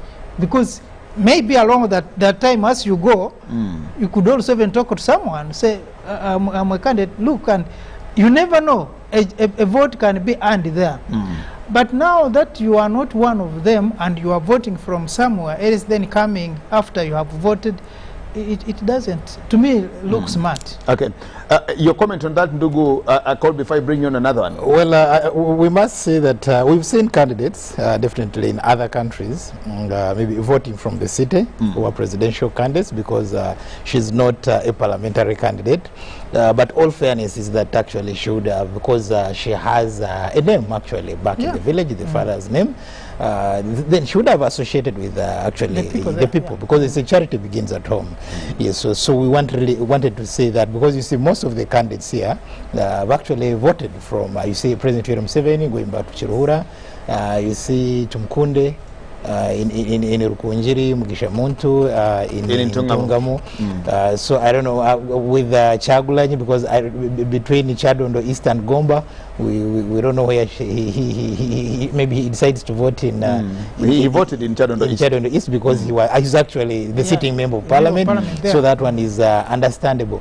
So Ambriat in Kanyum, in Komi. Yeah, so that is really understandable. Yes, but when you vote in the city, of course they know the city is cosmopolitan. Then of course now you are like saying you're abandoning your people who would actually be the primary people to see you say yes, this is our own. Our own. Exactly, that association. Okay, well, we're continuing just right here at the election hub at UBC. Let's now move to Bokoto Central in Masaka District. We have Vice President, His Excellency Edward Kiwanuka II, who is also contesting 4 other candidates in the constituency, did cast his vote earlier today morning at Mercy and Paul Primary School in Chanamukaka Sub-County. Well, he was accompanied by his wife, Margaret Sekandi. The Vice President has said that he is optimistic that the movement would actually retain the Bokoto Bukoto Central constituency where he is, with him as, of course, their legislator. Now, Bukoto Central is the only movement constituency out of the 6 in Masaka. Let's see Vice President Edward Chiwanika Sekandi, just right there, as you can attest or see the happenings there. He did that, or he voted earlier today at that particular constituency, and that's where he is. He was accompanied, and of course this is what we've just been talking about of the different, of course, candidates voting from their particular places of origin. Actually, what is very striking is what people don't remember. When we were registering for national identity cards, there was a provision for polling information or polling, the polling information, and it was very clear. There were two options. You either had to choose to vote at your place of residence or to vote at your place of origin. I don't stay in Munyonyo in Salam where I did vote because that's my place of origin. So I chose to vote from my place of origin and not my place of residence because of quite a number of reasons. But that's now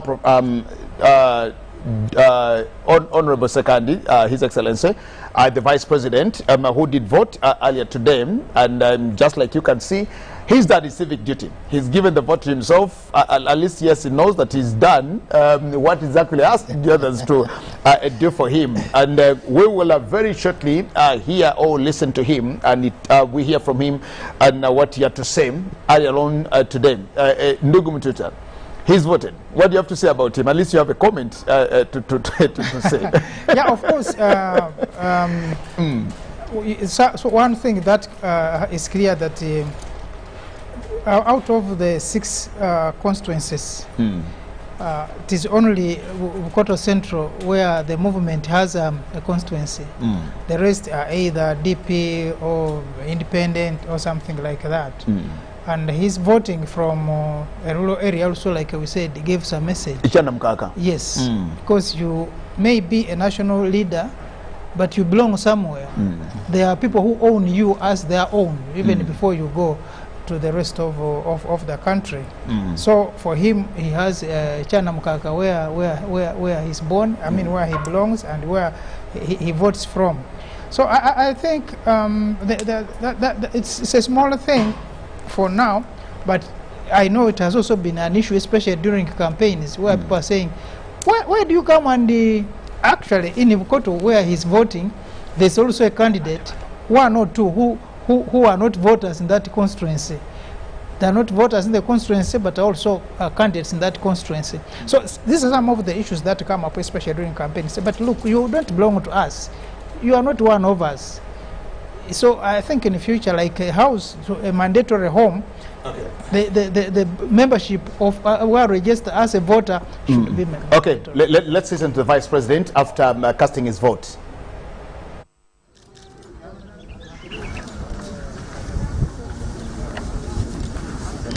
That has given us this day. It's a peaceful day, and people are peaceful. As I've seen, so many people have come. There are no quarreling, there are no boxing, and so forth. So I thank God for giving us this day, and I believe we shall have good results. Your call to Uganda. Your call to Ugandans as we call. I'm calling the Ugandans to be peaceful, to love each other. They may have differences as to whom you want and so forth. That is not should not cause a fight. But you just thank God that He has been given an opportunity to choose your person. He has been given to choose. And that's all. And we will continue working for the prosperity of the country. Ebyaki inakyogedde nkubiza bannayuganda mbebaza nti bazze wano sisanzeewo kuyombagana sisanzeewo ki abantu bakedde okuva awaka bonna bali mu nnyiriri tewali wayomba tewali wakuba munne tewali wavuma munne nolwekyo njagala kino kigende mu maaso ne bwe tunaamaliriza ne birangirirwa tusigale bwe tutyo. Well, thank you so much, Vice President Edward Chwanika Sekandi, voting area today in Chanamkaka at Mercy and Paul Primary School. The sub-county is in Chanamkaka in Masaka. And, well, he's done his bit, and he's also observed something very good, that people are peaceful, people are voting, and we now just wait for the outcome of the election. As opposed to the presidentials that we'll wait for until Saturday, Vice President Sekandi can actually know by tonight or by early morning tomorrow. By tonight, yes. By tonight, they should be able to actually know the outcome of all this.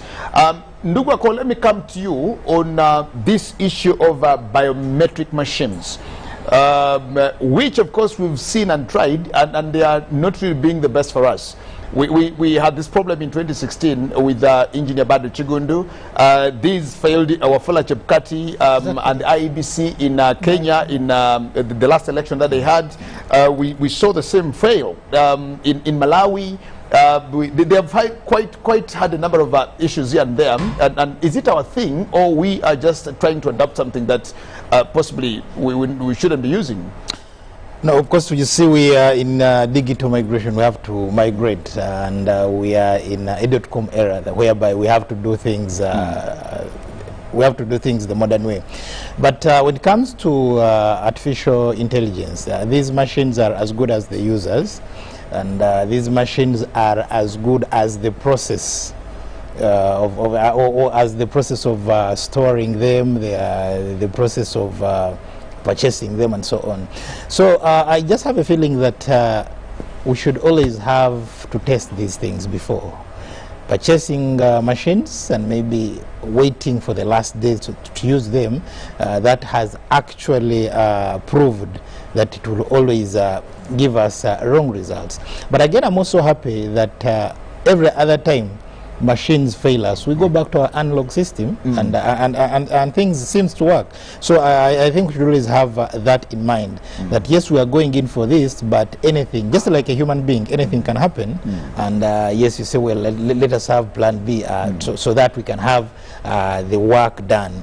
But again, that must not stop us from trying until when we can get it right, because ideally that is the way to go, so that we can ably identify that yes, this one is a bona fide voter, is actually a true voter, is the person. You know, all that is done to minimize malpractices. You know, they have always talked about multiple voting. So those are some of the things that help. You remember we had issues with the national ID, but we did not stop until now. Everybody has a national ID. Okay. Yes. Well, we know very well that for any credible electoral process, one of the elements in there is a clear register. We've always had this, and the registers have been here, and we're just thinking, why don't the political players also get involved in telling their people exactly what to do? For example, when I go to my polling station in Salama, I actually got there and asked the agents there, the returning officer, why they were actually not working, because I got there, and it was about 9 o'clock now. They told me they were at the station by 6 o'clock. Now it was 9 o'clock, and business hadn't commenced yet, and they were struggling with the machine itself. And I asked them a question whether they had the register, and of course they had the register. Then I told them this is just a facilitator of the other, because the principal is the register. And then, you know, they got me to the register, but I didn't want to be the first person to vote. So I allowed another 5 people to do it before me. Then I voted as number 6. I didn't want to be the first person to vote. Do you think our political players, political parties, for example, have done enough to educate and tell their people? We've had footage and stories coming from different places where people are getting disenfranchised. We're standing a lot. The machine is not working. The machine is not working. And of course, thinking that the machine not working is actually a trick to maybe disenfranchise them or rig their votes. Something that it is voter suppression, but I think it may not be necessarily that.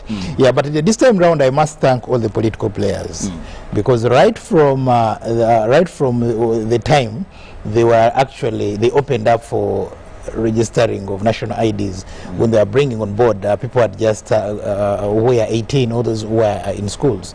all those who actually had not got national IDs during the first time, you saw people started saying funenda gamuntu, so that you can be able to what?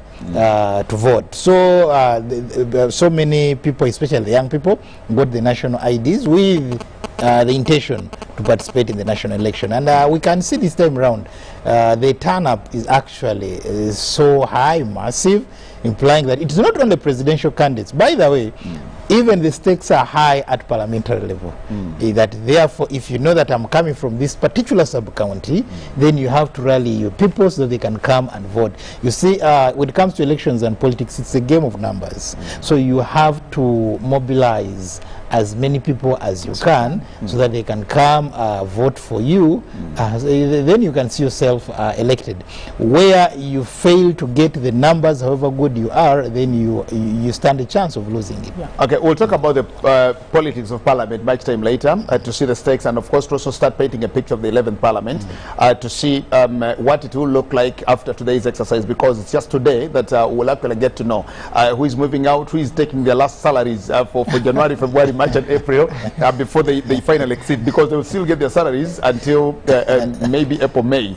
So we'll look at those who are actually now getting their time again and Ndugu Mututa, did you want to make a comment on the biometrics? This is not the first time we are using these machines. And the technology, to enhance technology and make use of it, is that you learn from experience. That's why the aviation industry has perfected to the level, the transportation systems and all these other artificial intelligence that we use. Now, for me, I would have expected that for an election like now, which is a very important exercise, they must have had these machines to the areas where they are going to be used, because these machines can be affected by weather. I suspected so. Can also be affected by storage. So you needed to have these machines at venue maybe a day earlier. Do the testing. Are you able to communicate? Are you able to relate with the rest? So that these problems which we are facing today could have been seen yesterday. Could have been avoided. Yes. But coming with a machine, I mean, even a phone you use, you reach someone, there's no network, what do you do? So I think in the future, let's have this exercise well planned ahead, because after 4 years, I mean 5 years now to talk about who could have done this, so that we need to be moving away from the manual paper register to a level where you can even go to your phone and you get your number on the register, and you can even vote using your phone. But now, I think for most of the stations up to around 10, they were still trying to see what they can do with this machine. So I think this is something that could have been avoided, and I'm sure maybe the next election or the subsequent elections, the Electoral Commission is going to be smarter on that one. But like I said, I think thank God that we still have the manual, the old register, the paper register, that you can still check your name and you can vote. But there was a reason as to why we were trying to move away from that paper register into a digital register, that when you vote, your window for voting is closed. That unlike the other one where people would have, you know, rounds of going around and coming back to vote. But this time technology is just trying to help us to make our lives easier, and I think we need to learn from this experience that next time all the subsequent elections that we are going to have are not affected by this. There's an issue of, we of course had the voices here where our reporters, Sharon Chomjisha, she was in Kamo Chams and in downtown Kampala here, and of course the people were voting and saying, we've done our bit, we voted, we're going to go home to watch TV and to actually follow the proceedings there. There were drums of Muberewo. You know, there were these drums of Muberewo and all the things. The law is actually, I think, also very clear on that particular one, because when you go through the voting and you do the voting, then you can't sit anywhere there. You can't sit. The actually provides, I think, 20 meters away from the polling station. That's the Presidential Elections Act of 2005. Now somebody just decides, and let me go home because after all I've actually done my bit of voting. People are coming, people are turning out to vote, and until now, except for what we had in Kayunga and the misfortunate bit of the Electoral Commission in Chenjojo. In Chenjojo, Yes. where they have a candidate or candidates sharing actually a symbol. Away from those, but I think by and large we've not heard of any skirmishes across the country. Is it because of the persistent messages that have come from the different stakeholders of peace, or people are just worried about something? But I think the messages of peace have really played a key role. Yes, in telling people what to do, but also security also coming out because they say coming out to really warn the people so that yes, you can vote, but if in the event that you want to cause chaos, then we are ready for you. Exactly. So I think also that has really also contained the situation. But what I must say is that it's not yet over. Perhaps we shall celebrate that has been peaceful after the final thing. Because I'll just want to give an example.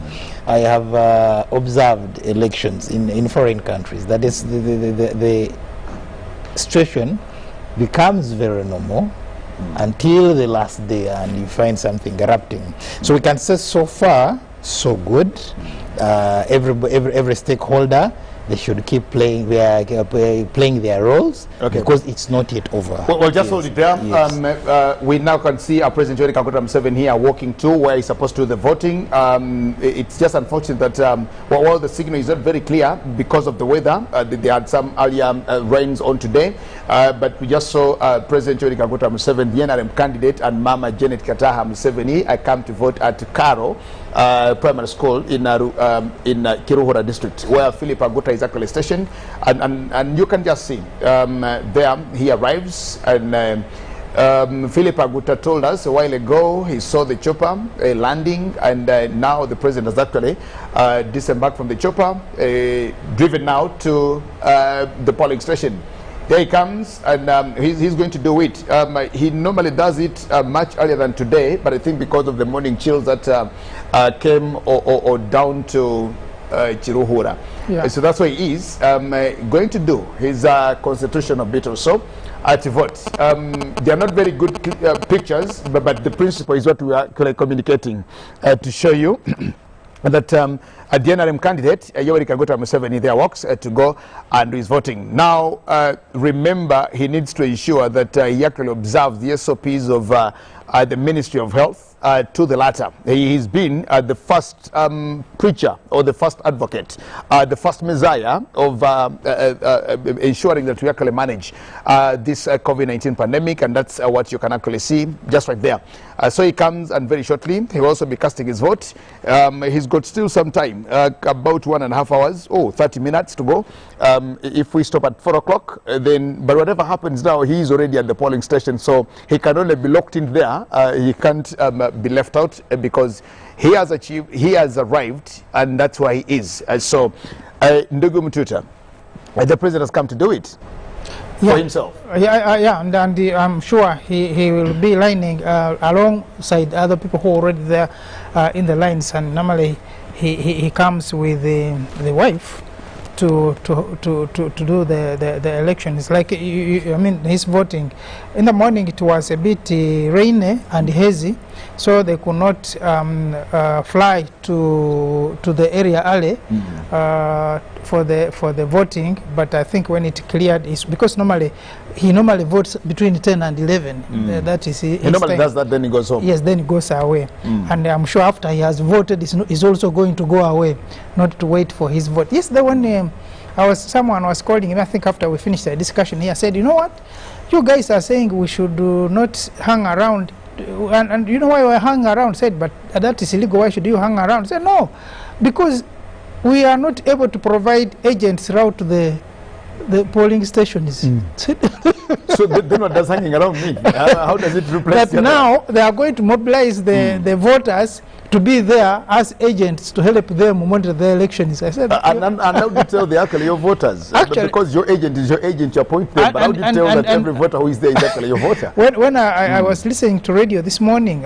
someone was commenting from Mukono that here Mayambala and Mukatumba, and I think there were 5 presidential candidates who didn't have agents at the polling station. Okay. Then I'm like, I could understand. Say, I think that's why they wanted people to be there as agents. No, but you see, you can't even guarantee that the voters are actually yours. If you can't, of the many voters, if you can't have one or two, actually be there. You are likely to have no voter there. Exactly. You can't assume that everybody was come to vote here at this particular polling station is actually a voter. But His Excellency President Museveni has come to vote for himself in Chiruhura at Karo Primary School, and we just saw him actually put his thumb on the biometric machine, which seems to have allowed him, and he's looking, actually he's being taken through, he's being taken through the ballot. Is that the ballot paper or something? Yeah, I think they're showing him then his position on the ballot paper. Oh, he of course no, but of course the returning officer is being very clever to orient him and tell him that when you come here you receive this, you go and stuff like that, because he doesn't also expect the candidate to hang around and say, I'm looking after my vote. I saw that's it. And well, he came with his pen to just be sure that well, it's well sanitized, and trying, of course, to avoid as much as possible to contract COVID-19 if you really can. He hasn't waited for, well, he's just, okay, let's what the big man does. Before we move on to or continue with the discussion, but he goes, and that's where he is. So he does actually exactly what everybody has done, and his is very clear that he's made sure that he hides actually the ballot because it's a secret ballot. It's a secret ballot, yes, and it can be obvious that you're actually voting for yourself. Yeah, so, because I've seen people who have marked other persons. Yes, exactly. You know, when General Kakuru actually went to vote, his security and some camera persons had come closer to him, and he actually said, "Msongee nyuma," because don't really see what I'm actually doing. You would think it's obvious that he's actually going to take himself, but he made sure he sent everybody away. But just like everybody has done it, so you also had to make sure that President Museveni has also had to make sure that his is also a secret ballot. Now, we only know that he's done that at exactly 3:30 today. So 3:30 today is when he's done that, and it's because of the rains. Yes. Cole, your light comments on the big man. No, of course it is his duty that he has to vote for himself. He shouldn't be like Olaro Tunu, who wanted others to vote for him, but not vote for himself. But also, we have had incidences where we also have running mates. In this particular case, who are like the vice president, also failing to vote for their principals. When Musalia Mudavadi contested, at the polling station of his running mate, actually, he got 0, and people were like, even not your running mate really good. The running mate himself did not vote for himself. Even your running mate could not vote for you. So those are some of the situations. So it is important that really he votes for himself, that also others can say, yes, he has voted for himself, we are also going to vote for him, just like other candidates have done. But also, secondly, him as a person who ushered in the democracy of whereby everybody participates in the election of the president. Yes, definitely he must always be there to see how far the project has moved, to see how far we have moved, because definitely we are not yet there every other time. We have to keep on improving on our democracy. But I think this time around also we see that he has not queued because of the situation. And the time, because it normally comes between 10 and 11, when there's still a lot of time, and but now that he actually comes much later, if the stations close at 4 o'clock, then we're only counting 25 minutes to that time. And by now, most of the people have voted. And actually by now, all the people who came before him, who came between 7 and this time, have actually gone through the exercise and voted. So, because you can see that there are not many people at the polling station, even as he was coming in. People have voted and have gone away. Otherwise, if there was a line, you still have remained in that line like has always been here. Yeah, but also what we're seeing here is that a very good example of SOPs, following actually SOPs, unlike what we have been seeing elsewhere, where people really are packed. So, and of course they say you you must do exactly what you want other people to do. So, and in this particular case, we see the people of Chiruhura actually leading by example, that this is what we want. We must vote peacefully, keep ourselves safe, to witness the swearing-in ceremony of those that will have gone through, and also to be served as and when they are already serving the nation. Okay. Well, except for the bad weather, that is giving us not a very good or clean picture. We wait to hear from Philip Aguta if His Excellency President Museveni, the NRM candidate, will address the press to just speak to them there. We'll try to see if we can actually tap into that. But he's done his 3 votes so far. He's done those, and we now can actually say he's voted and he's done that. He's voted for the woman member of parliament and also voted for the constituency MP. Just right there. Very shortly, we'll try to see if the pictures are not coming through ably well. We possibly may try to get the audio. We may try to get the audio. If it gets through to us, we'll listen to him and what he actually has to say as we also continue with the discussion of what is happening. But gentlemen, talk about multi-party politics in this country. This is one of those elections from 2006. This should be our 5th election under the multi-party. Is it the 5th or 4th? It's 4th. It is the 4th election. Yes, it is the 4th election because the 3 were handled by the first 2 Engineer Chigondo. Yes. So here is where we are in our 4th election under multi-party system. Are there things to learn? Are there any lessons to learn? Are we on the right track, or we feel certain things need to be done rightly? I think every election we have comes with its own unique challenges, and therefore it gives us lessons.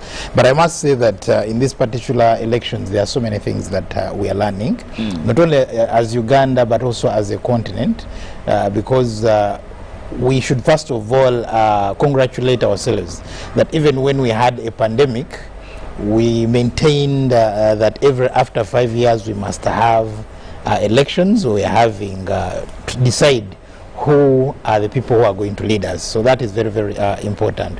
But also in this particular election, we also tried to see how can we campaign scientifically without any, because I know in future, because there are some countries where because people are used to campaigns, that even when you visit them, when they are even having an election, you may never know, because now people are used to the process. Campaigns are on radios, and people are going about their own businesses. So in the past, we've always had had elders advising the youth.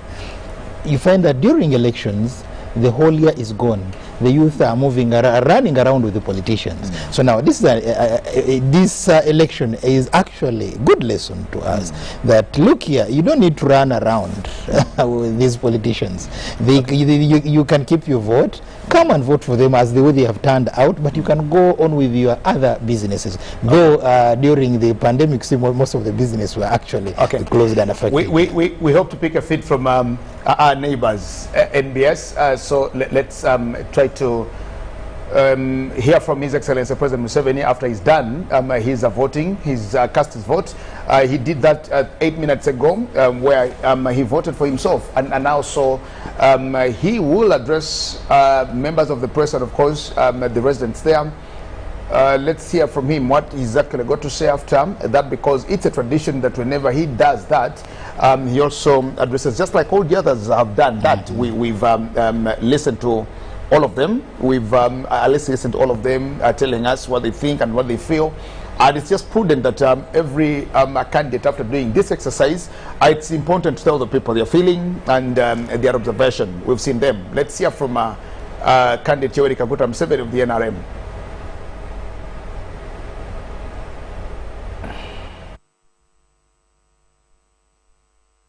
Maintain social distance. And that particular polling station, like you mentioned earlier, it has had very few people. Yeah, unless you make no. At other polling stations, because I was able to. Okay, I wanted to listen to the president himself, and Well, he's not saying anything. He's not saying anything. It's left to them. But that's it. He's done his bit. He's cast a vote, and here is where we are, gentlemen. Thank you so much. Well, of course, President Museveni has voted. We've seen a list of them now. Who hasn't? I don't think we've actually seen Mugisha Muntu yet, but he's also done the voting. So, okay, and Katumba Oye. Where did Katumba vote from? I just want to know.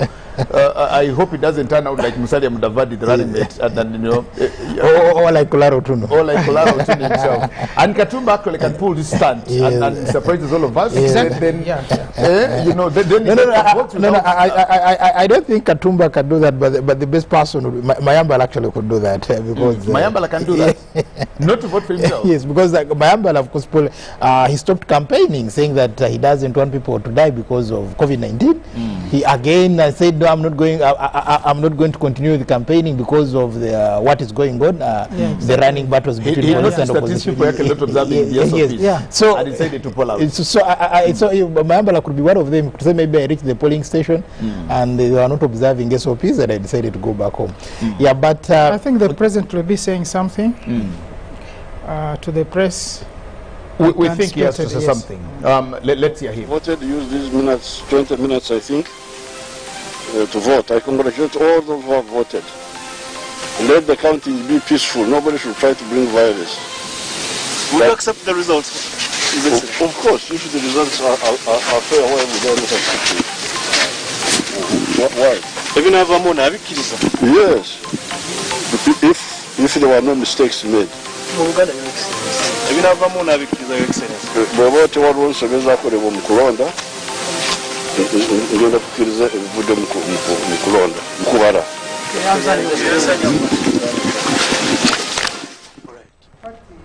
Politics unprepared, or we could have gone prematurely. I don't know, because up to today, the issue of individual merit still stands out, even within the multi-party dispensation, because we have had people voting for a person not because he belongs, is a member of his political party, but either he's a relative, is his friend, is his something other than the political party.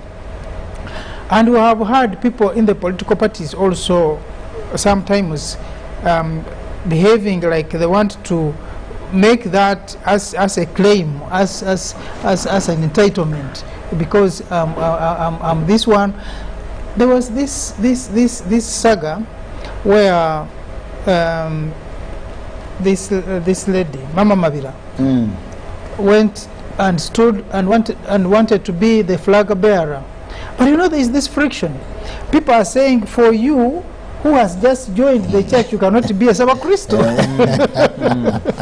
Because for us who have been here in this movement for long, and for you have been in FDC. You've actually been fighting us. Exactly. Now you join and then you want to become a flag bearer. So there are also those issues in some of the political parties. But at the same time, I think the political parties are not the leaderships of the various political parties other than the movement, because the movement has tried as much as possible to have structures from the village up to the national level. And sometimes that's why the opposition have been claiming that the system, the movement system has fused itself on government structures, and they are using that to have advantage of the rest. But the problem has been with the opposition itself. They have not had time, even after the elections, to go down to organize themselves, to organize the structures, so that you have, and to me, you remember one of the issues that Muntu was raising when he was in FDC, was saying, look, we are not going to be able to win the election in this country, to take the presidency, unless we have built structures from the grassroots up to the national level. And I think he was right, because without that, we were already hearing of polling stations without agents.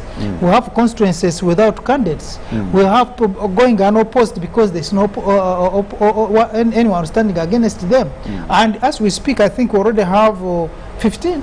About over 15. About, over 15, yes. yeah. 16. Who have gone unopposed, and they are only from the movement. So you realize that the political parties have not been able to take root even under the multi-party dispensation. They're still lacking. That needs to connect the community and the political leadership. Yes, I call. In Tanzania, there is what they call Chama cha Baba. You know, there is that. And if anybody is CCM, they are CCM. Here, it's really not that you have political parties where somebody says I have the sentiments for the leader of the party, but yet I do not want X, Y, or Z. Mututa here has talked about us going into multi-party dispensation, whether not ready or whether prematurely. But I would imagine that even if it is just a marriage, that you start a marriage and you're possibly not ready for that marriage.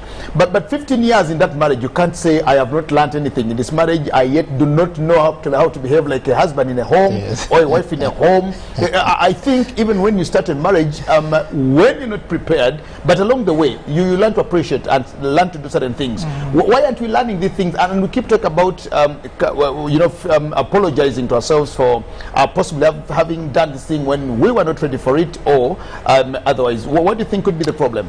No, this particular election actually has proved to us that there is everything wrong with our multi-party system, where you have more than 50% of the candidates at every level being independents. At presidential level, more than 50% are independents. Actually, we just have 5 who are representing parties. There are more candidates than parties. Yes, they are independents. So at parliamentary, it's actually the same thing. So this shows that there's something. At parliamentary, you have about 1,030 plus independents. Yes. At parliament. Yes, actually, they constitute more than 50%. So this because they're more than NRM, they are more than NRM, they are more than the rest. So this shows. If had been a political party. Yes, actually. It would be the massive party. It would be the massive party.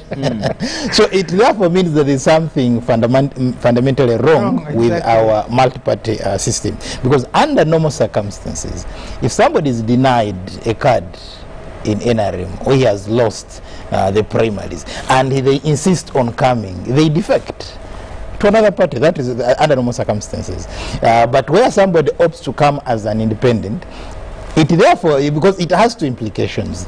That one, they've lost faith in parties, but also secondly, that perhaps in that particular constituency, that particular party is strong, that you can either come on the ticket of that party or as an independent, but seemingly leaning to that particular party. So this, I think, goes back to the mass party, that NRM, that after elections, they should come up with a system, a criteria where that will pick their candidates, their flag bearers, because ideally about 50% of the candidates who are independent actually participated in NRM primaries, so implying that they were not satisfied with the outcome. But also it goes back to monetized elections. Yes, monetized election. This time and more than ever before, actually elections have been monetized. In some constituencies, if you don't have 500 millions and above, you don't even dream of becoming a member of parliament. So which is actually very, very, very dangerous. Because I just put it here. I call it the cost of politics in this country. What do you think are the drivers for this cost of the cost of politics in this country? When you come to parliamentary level, when you go to local governments, when you go to presidency, the cost of contesting for an elective position in this country is very hefty. What do you think are the drivers that have led us to this way, and we don't seem to actually now revert from this position in time sooner? I think one of the drivers are the politicians themselves. That the other day you voted a call, he didn't have a house, but after 5 years he's building a mansion and he has a fleet of cars. So you are showing that now it's a lucrative business, that really now, that is the whole thing. So the politicians have not set good examples, that instead of bringing projects home, they come when they actually changed. That is one thing. That you vote a call, the other time the children were going to a UPE school, Now they've been, he shifts the children to an international school. So I think it is the politicians who have not done it. But also, it's because of globalization. Because everywhere now, elections are very expensive. You go to the US, you go to Kenya, you go to South Africa, you go to Nigeria, elections are very expensive. Let me give this simple analysis. That yesterday we calculated that you need at least 71,000 polling agents if you're presidential candidate. Now, on average, you'll get like 10,000 for their lunch because they're not going to stay there minus eating. Maybe you need 5,000 for each for their airtime. That is 15,000. So multiply. So that means even on a polling day, as a presidential candidate, you need not less than 3 billion if you're to have an agent, or at least 2 agents at each polling station. So I mean that also makes the whole exercise very expensive. Okay, would we, if we were clear on ideology, would it be any better? Because I think lack of ideology is one of those. When we went into politics, especially of multi-party dispensation, you will notice that the ideology. Now you may not have the right ideology, but when you have the ideology, do you think that if we didn't lack ideology, it would be a little better, as opposed to, because we actually think that one of the drivers of the cost of politics in this country is lack of ideology. What do you think, Ndugu Mtuta? Yeah, that's one of them, but also knowing that for why it has become so monetized, especially now, the electorate also is a problem. Because if a person is going, because I've heard people say, he talks very well, but he doesn't have money. Exactly. Now, the political parties, also political actors, you know, if the political parties were strong enough and they were in control of their people, in other words, you are talking about ideology, all these political parties don't have anything different from the other. Of course, you are now hearing about slogans, eh? Well, in most cases, most of these political parties are being related with slogans. A new Uganda, securing your future, building a new Uganda. We are knowing them for that. But when you go down and dissect this political party, what do they intend to do for Ugandans in the next 5 years? When you look at the manifestos, I've never, by the way, seen some of those manifestos. Because the fact that I belong to FDC,